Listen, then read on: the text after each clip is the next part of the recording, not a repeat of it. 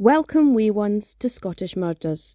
Dawn will shortly be taking you through a solved or unsolved murder involving people from or living in Scotland. So get ready to hear about the darker side of bonnie Scotland. As this is the second part of this story, I'd recommend listening to part 1 before continuing. For those who have already listened to part 1, I'm just going to give you a wee recap. So far, I've told you about the brutal murders of Frances Barker, Anna Kenny, Hilda Macaulay, Christine Eadie and Helen Scott, Agnes Cooney and Mary Gallagher in 1977 and 1978, with only Frances Barker having received justice thus far, with the other murder cases going cold. I'm going to pick up the story again in the year 2000, 23 years after these horrific murders. It was spring in 2000 and Strathclyde police had received information about a potential suspect of the murder of Mary Gallagher in 1978. This information had come from a particularly reliable source, which in turn prompted a reinvestigation of the case. Information collected back in 1978 was gone through, and evidence that had been carefully collected from the scene, which had thankfully been stored correctly, in the hopes that one day forensics would advance enough to convict someone, was sent for forensic tests. The information that was received from the reliable source was treated so credibly that an investigation into the potential suspect named was also launched. However, all the work put into the suspect named by the reliable witness was blown apart when, due to advances in forensics, a DNA profile was obtained and a match was found on the national database, which was not of the potential suspect they had been investigating.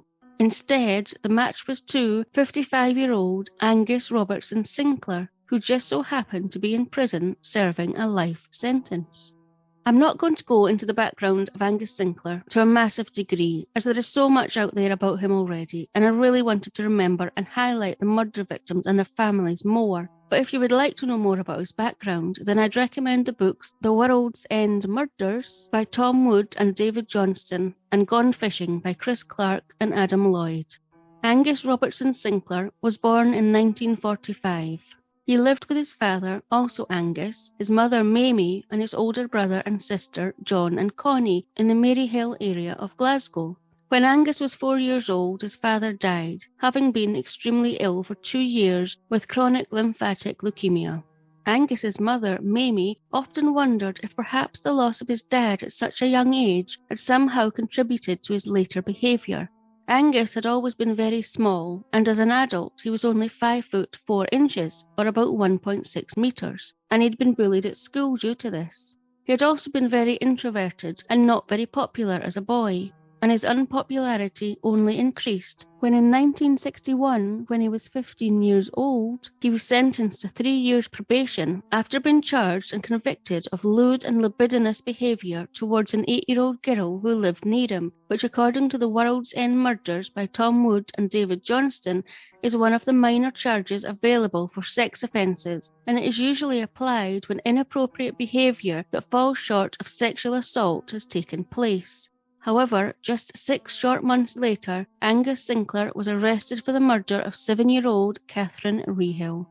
It was the 1st of July 1961, and Angus was alone at home when he noticed a wee girl playing outside his block of flats.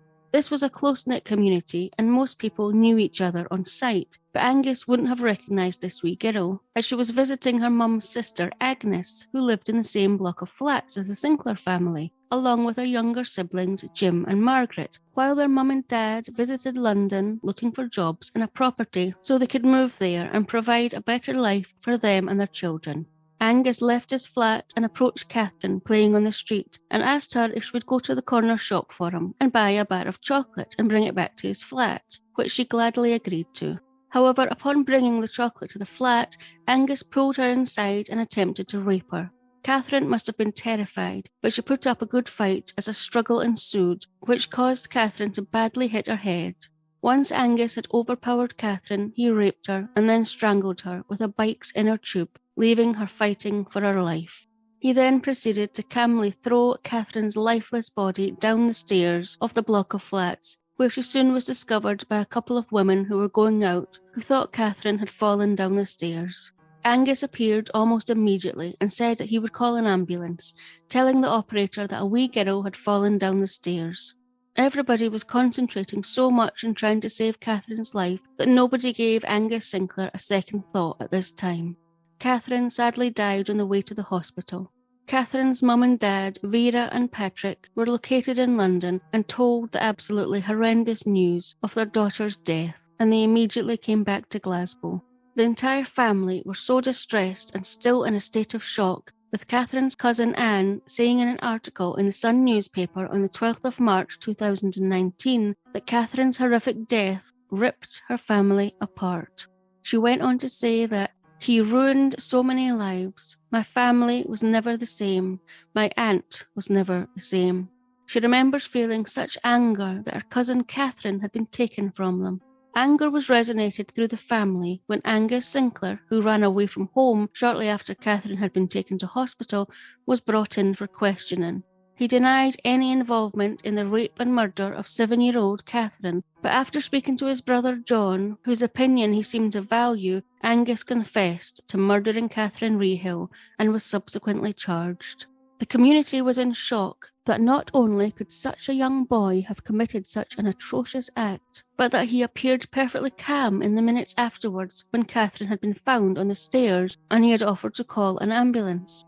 Psychiatric reports were carried out before he was sentenced, with the BBC News reporting on the 11th of March 2019 that one psychiatric report said, "I do not think that any form of psychotherapy is likely to benefit his condition, and he will constitute a danger from now onwards. He is obsessed by sex, and given the minimum of opportunity, he will repeat these offences." However, another psychiatrist basically felt that because Angus had acted so normally after the murder, that this in itself showed a degree of abnormality. Following reviewing all of the reports that had been prepared in order for the judge to pass sentence, on the 25th of August 1961, Angus Robertson Sinclair was sentenced to 10 years for culpable homicide, but not murder, as the court believed that Angus Sinclair had diminished responsibility. This in itself left Catherine Rehill's family and many others in outrage. However, they were further disgusted when, after serving only 7 of the 10 years, Angus was released, aged 22 years old.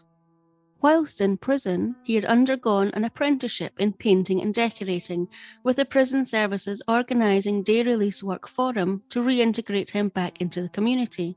So upon his release in 1968, Angus, having a job secured in Edinburgh, moved there and found a flat, continuing to work in the job that had been secured for him while still in prison. 2 years later, in 1970, he married a 20-year-old nursing student called Sarah Hamilton, who was the older sister of his friend Gordon Hamilton, who Angus had had a massive falling out with on the day of Gordon's wedding to murder victim Anna Kenny's best friend Wilma Sutherland. Following their wedding, the couple spent their honeymoon in Campbelltown, which lies in the Kintyre Peninsula in western Scotland. And upon their return from honeymoon, the couple made the decision to move to Glasgow, although Angus kept working for the Edinburgh Painting and Decorating Company, meaning he was away from home for long hours. Sarah and Angus had a son 2 years later, who they named Gary.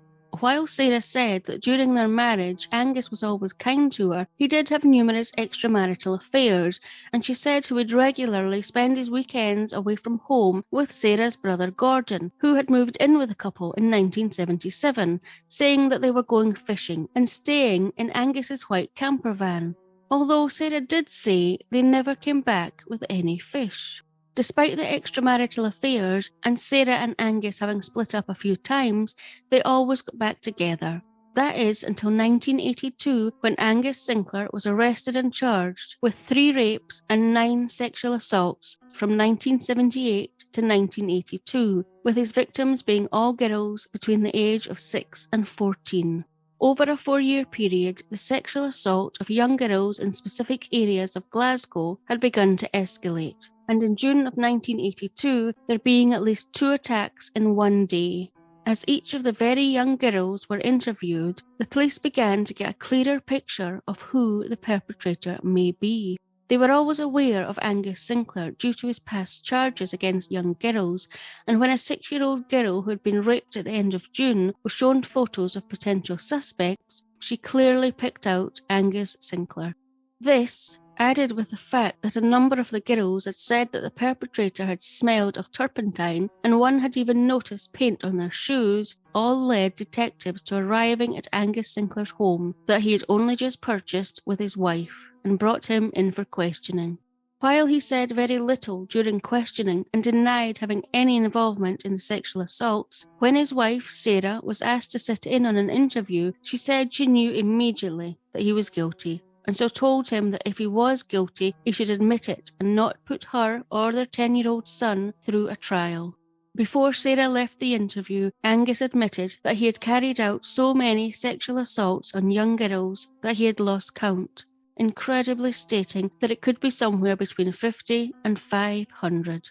Angus pled guilty to the sexual assault and rape of 11 children aged between 6 and 14, and in August 1982 he was given a life sentence to serve at least 15 years in prison before being eligible for parole.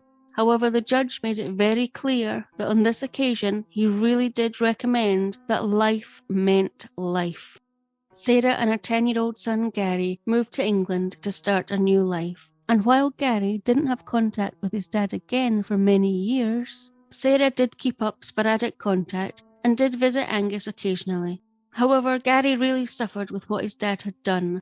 Not having his dad around anymore and having to move away from his life in Glasgow, he really struggled with. He struggled at school, he struggled to control his temper and would become violent, and he drank heavily. And when he was 22 years old, he was charged with murder, receiving a life sentence and serving 13 years. If you'd like to know more about Gary's life before and after his conviction for murder, you'll find so much more information about this in Gone Fishing by Chris Clark and Adam Lloyd. So, in spring 2000, when a DNA profile matching Angus Sinclair is found on evidence collected in the Mary Gallagher murder, the police are very pleased to find out that he is in prison, and immediately they want to interview him. It turns out that despite the judge recommending at Angus's trial in 1982 for the conviction of rape and sexual assault on children that life should mean life, in 2000, 18 years after his conviction, he had already applied to the parole board to be released in 1999, which had been declined, but this was the usual process, being denied parole the first time around. And so in 2000, Angus was in the process of getting ready to apply to the parole board for a second time to be released. Angus had apparently been a model prisoner. He knew he had to play the game, and had happily talked about and had worked through what he had done in his past, and he just wanted to be released so he could start a new life. He knew he had to be seen to be doing anything he possibly could to show that he wanted to cooperate, that he was a changed man, and so when he was asked to give a DNA sample to the police to be added to their ever-growing national DNA database, he happily and voluntarily agreed to provide one. And this very act of cooperation and trying to show he was a changed man was in fact his downfall, when his DNA was matched to semen that had been on one of Mary Gallagher's pubic hairs, who had been murdered in November 1978, with a 1,000,000,000 chance the semen wasn't his. Angus was charged with Mary Gallagher's murder, although he denied any involvement. His trial took place at the High Court in Glasgow in 2001 and lasted 12 days. One of the many witnesses that took to the stand was the now man who had been the 11-year-old boy who had been walking with Mary Gallagher that night but had run away as he had seen a man staring at them so intently that it terrified him. Despite the passage of 23 years and Angus being very much older with greying hair and glasses, the witness could identify that the man he had seen that night had been Angus Sinclair. He had never forgotten the eyes, like dark holes. After 12 days of compelling evidence, the jury took 5 hours to reach a majority verdict of guilty. The judge presiding over the trial said, "This crime was a callous, brutal and depraved act on a young woman for which there is only one sentence which I am allowed to pass in law, and that is one of imprisonment for life." Going on to say that he recommended Angus should spend at least 15 years in jail before being eligible to apply for parole. at which point at least 40 members of Mary Gallagher's family, including her mother, erupted in screaming and hurled abuse at Angus Sinclair. Finally, there had been justice for Mary Gallagher. So now that Angus Sinclair was well and truly on the police's radar, and following him being convicted for the murder of Mary Gallagher, police wanted to find out if it were possible Angus could have been responsible for any other murders in Scotland. And the first cases to be investigated were the murders of Christine Eadie and Helen Scott, known as the World's End Murders. A small team had been set up in 1997 to look through all the evidence collected from the 1977 investigation, and any new lines of inquiry were chased up, one being from an inmate saying that another inmate had told them that they had been involved in the murders and was able to include information that hadn't been disclosed to the public.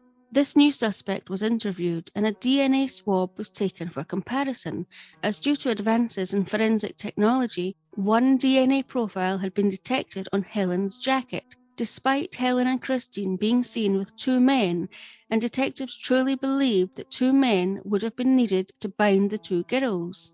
However, the DNA profile didn't match the DNA taken from the potential suspect. As new leads came in, the police, one by one, ruled out suspects based on their DNA not matching the one found on Helen's jacket. The small team had by this time gone through all of the information taken from back in 1977 and had collated a list of men that not only had been in the World's End pub after 10 p.m. on the evening the girls were last seen, but also a list of every male who had been interviewed or mentioned in the original investigation. Then the task of tracking them all down to ask for a voluntary DNA sample began. However, after completing this task, none of the samples taken matched the DNA sample found on Helen's jacket. At this time, the investigation was wound down briefly until further leads could be generated, everyone believing that this now lay in forensics. As forensics advanced, it was then able to be determined that from the DNA profile that had been recovered from Helen's jacket and semen samples taken from Helen and Christine, that the unidentified male had sex with both girls. It still frequently bothered detectives why only one DNA profile had been found when they were so sure that two men had been involved in these murders. But this question would soon be answered, again due to forensic advances. In 2004, when further tests were carried out on Helen's jacket, scientists were able to clearly extract a second clear DNA sample that was tiny in comparison to the main one they had been working with for years and had been masking the smaller one.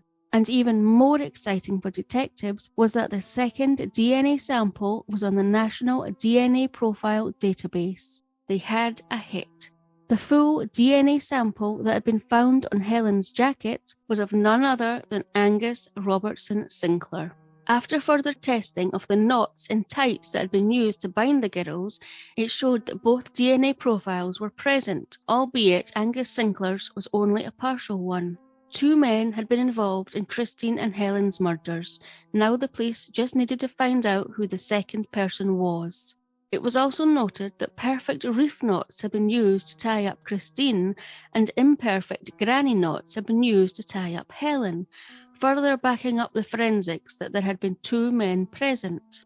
Operation Trinity was set up to take the investigation even further, to build a case against Angus Sinclair, to finally find out who the more prominent DNA profile belonged to, as well as determining if Angus Sinclair had been involved in any other murders carried out in Scotland, with the murders of 36-year-old Hilda Macaulay, 20-year-old Anna Kenny, and 23-year-old Agnes Cooney being top of the list. It was concluded that between 1968 and 2003, 1,038 women had been murdered in Scotland. When these were filtered down to those who had been murdered in a similar way to Christine Eadie and Helen Scott, the list not only included Hilda Macaulay, Anna Kenny and Agnes Cooney, but also two Dundee murders, being Carol Lannon and Elizabeth McCabe. However, these two murders were quickly ruled out as having been carried out by Angus, as he had been in prison at the time. However, worryingly, the list also included the name Francis Barker, despite Thomas Ross Young having been found guilty and sentenced to 37 years in 1977. Could Angus and Thomas Ross Young have murdered Francis together, or could there have been a miscarriage of justice? Police did eventually conclude that Angus would have known the areas where all the bodies had been found, as either they were near good fishing sites, and Angus was known to be a keen fisherman, or he had known these sites as a child, and he had even been to Kintyre for his honeymoon, and Kintyre was where Anna Kenny's body was found. All was looking promising so far, but finding the second man who had been involved in the murders of Christine Eadie and Helen Scott was more challenging than had been hoped. Bearing in mind Angus had been in prison since 1982, the police went through his life from this time backwards, and eventually they struck gold. According to the World's End Murders book by Tom Wood and David Johnston, the Y chromosome from the unidentified DNA sample was tested and was determined that it came from the same parental line as the 5 brothers of Sarah Hamilton, Angus's wife. After 4 of her brothers were ruled out, it was determined the second DNA sample found on Helen's jacket, on her body and on the clothing used to bind her was that of Gordon Hamilton, with the odds against it being Gordon being 38 million to 1. However, Gordon was dead, having died in 1996. But the police were positive they had identified the second man. The police weren't immediately able to corroborate this DNA being Gordon's, as since his death 6 years previous, his family had thrown out every last thing he had touched or owned, and his body had been cremated. However, through some great police work and determination, it was discovered that Gordon had carried out some odd jobs for friends and relatives, and a few years before he had died, he had decorated a relative's home. The relative advised the police that Gordon had also put a coving up for her, and so the police sought permission to remove a section of the coving to test. And lo and behold, DNA was found which matched the DNA that had been found on Helen's jacket. They had him. Gordon had met Angus after his sister Sarah had married him, but apparently they didn't spend a lot of time together. It was Sarah's younger brother David who spent a lot more time with Angus.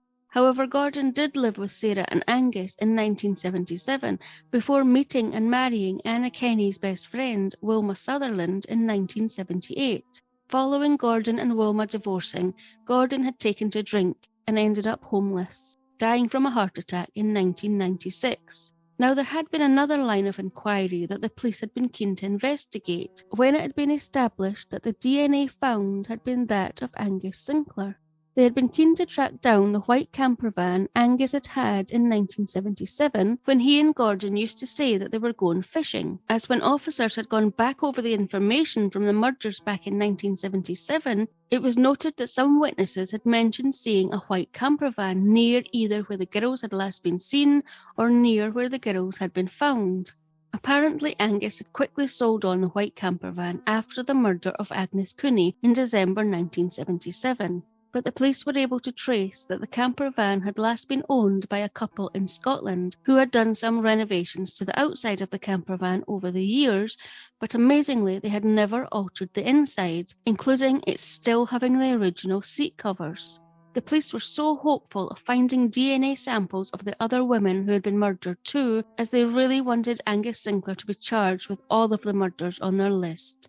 However, the police were 6 months too late. 6 months previously, the couple had scrapped the camper van. And just like that, the hope of being able to charge Angus Sinclair with all 6 murders was gone, as not only had the camper van been lost, but so had all the paperwork from back in 1977 from the investigation into the murders of Hilda Macaulay, Anna Kenny and Agnes Cooney. Gone, either lost or destroyed. But not only that, there was also the possibility that a miscarriage of justice had taken place back in 1977 when Thomas Ross Young was convicted of the murder of Frances Barker. So, as the investigation into the Glasgow murders was only circumstantial due to the lack of information and of the possible miscarriage of justice, it was decided that Angus Sinclair would only be charged with the murders of Christine Eadie and Helen Scott, for which he was charged in spring of 2005, with the trial beginning on the 6th of August 2007. From 2005 until the trial in 2007, detectives spent months and months, hours at a time interviewing Angus, a lot of the time receiving in reply only a no comment.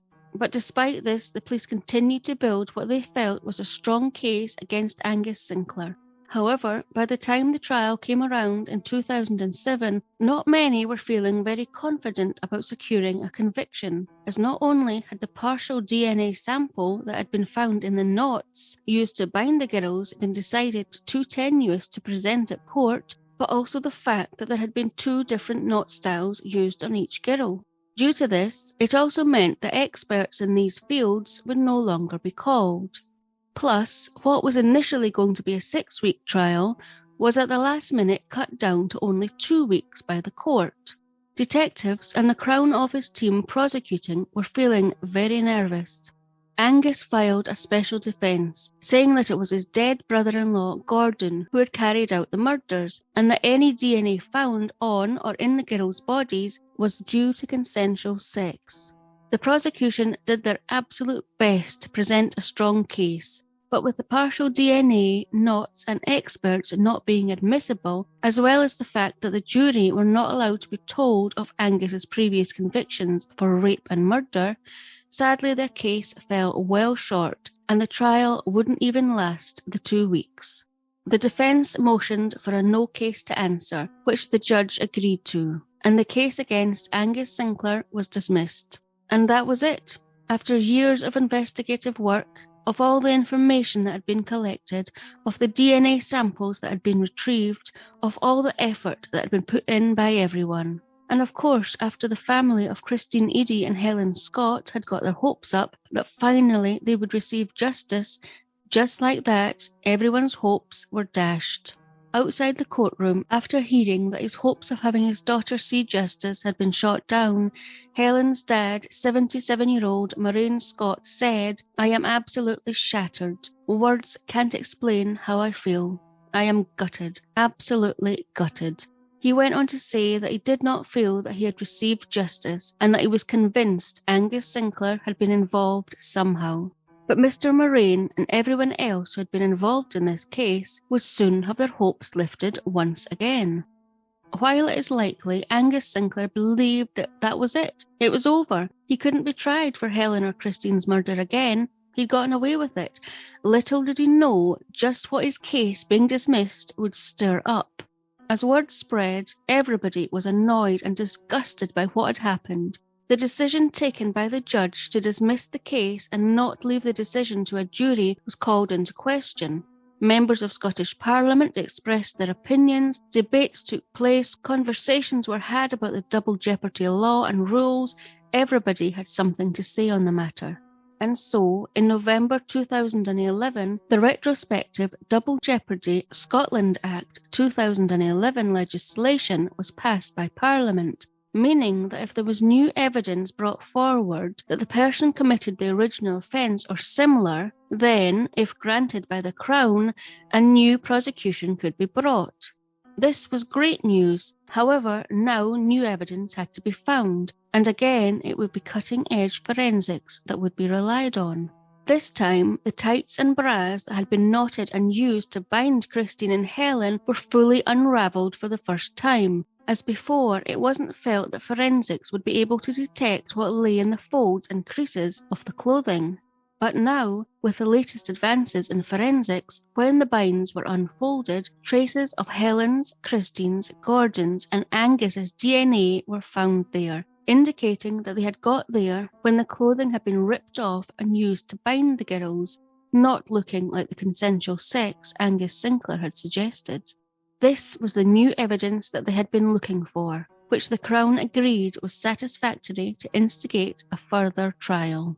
And so Angus Sinclair found himself back in court on the 13th of October 2014 as the first case to be heard under the new Double Jeopardy law. And this time the prosecution were given 5 weeks to present every single piece of not only new evidence, but evidence they hadn't been allowed to present in the previous trial, as well as many experts in every possible area.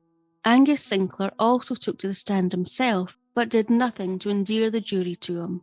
If you would like to know more about what transpired during the trial, you can find so much more information from the Gone Fishing book and a week-by-week account in the World's End Murders book.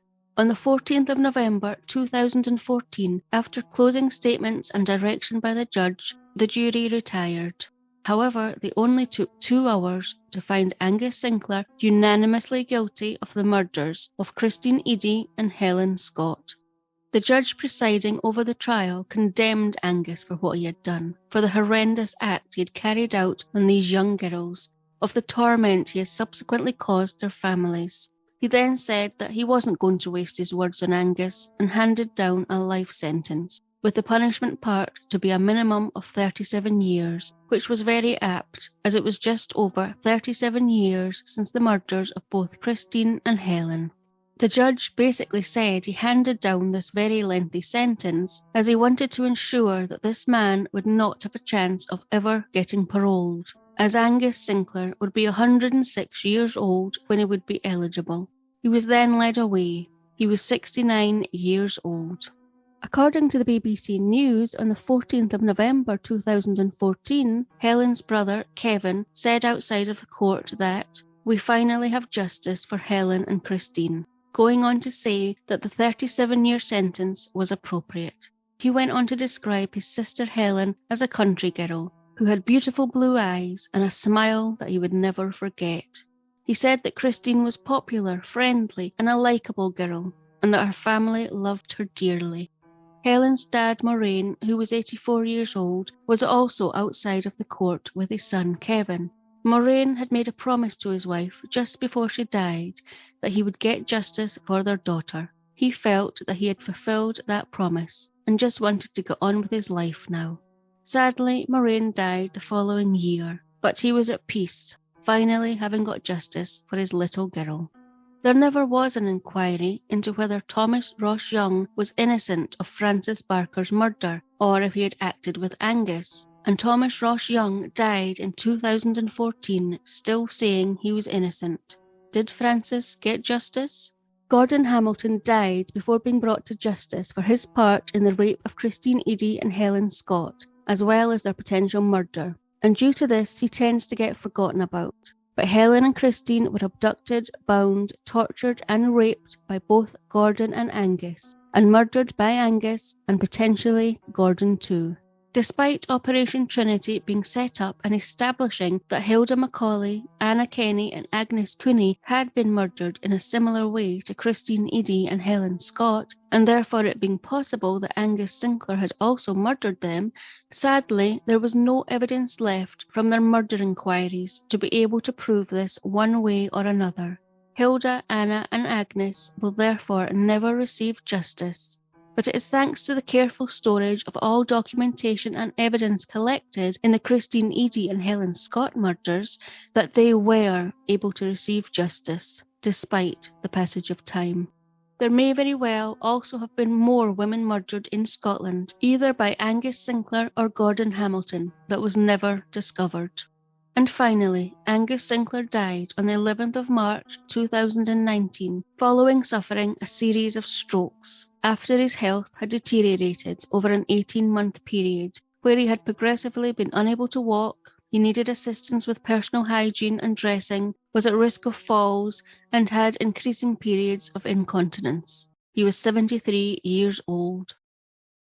Like I said at the beginning, so much of the information for these cases came from 2 books, one being Gone Fishing by Chris Clark and Adam Lloyd, and the second being The World's End Murders by Tom Wood and David Johnson. Synopsis and links to both books and all other source material can be found under this episode on our website, scottishmurders.com. There is so much more information in these books that I wasn't able to say in the episodes, including the belief that not only did Angus Sinclair carry out all of the murders mentioned in these episodes, but also potentially more. So, were these murders linked or not linked? I'd like to believe that they were linked, and that Angus and or Gordon committed them, as if it wasn't either of these men, then there is someone else out there who committed these terrible crimes and got away with it. Scottish Murders is a production of Clurin Ton.